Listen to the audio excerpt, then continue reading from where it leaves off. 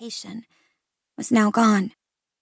Even the term beast-tamer was not an official class or skill within the game, merely a nickname thrown around by the player population. It is possible, if extremely rare, for the monsters of the game to display friendly curiosity in battle rather than open aggression. With a quick offering of bait, you can successfully tame the monster, turning it into a very helpful familiar. Those lucky players who managed to snag their own familiars were called beast-tamers, out of both admiration and jealousy. Of course, you can't tame every single monster in the game. Only a few species of small animal types are eligible. There are other factors involved that no one is entirely sure of, but one thing seems clear. You can't tame a monster if you've killed too many of its kind. Upon examination, this makes the process extraordinarily difficult. If you specifically seek out a species for taming, they'll typically be antagonistic, which makes battle unavoidable. In other words, being a successful beast tamer means encountering many individual monsters, but running away at the very first sign of aggression. It's hard to imagine how tricky and tiresome that can get.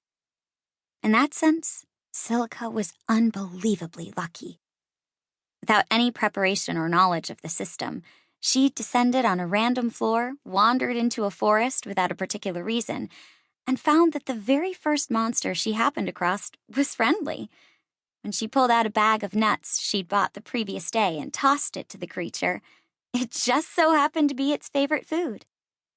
It was a feathery dragon, a tiny species covered in a down-like pale blue fur, with 2 large feathers in place of a tail.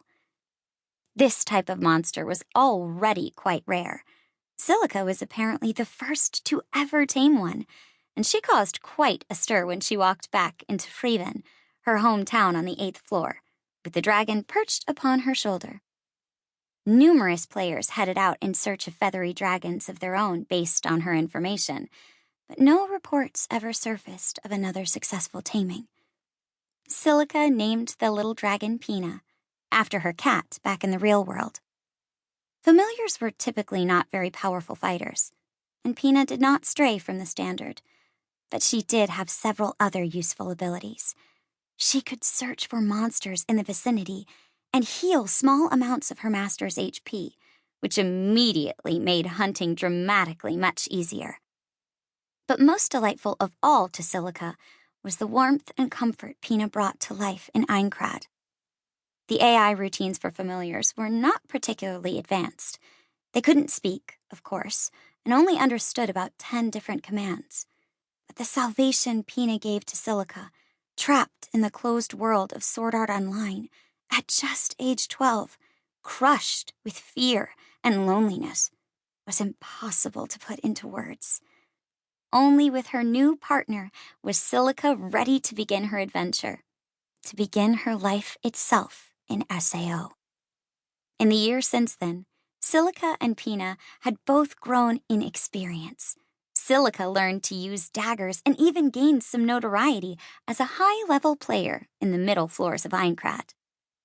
She was still inferior to the top fighters working at the front line, but out of the 7,000 surviving players, the few hundred clearers working the highest floors were a rare sight, even rarer than a beast tamer.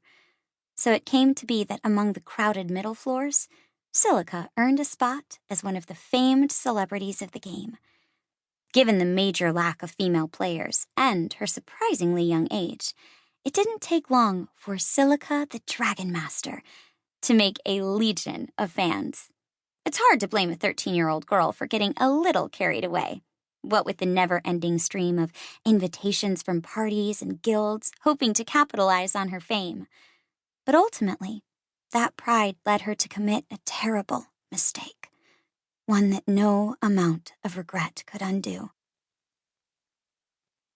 It started with a simple argument. Silica joined a party she'd been invited to 2 weeks earlier to adventure into a wooded region on the 35th floor, known as the Forest of Wandering.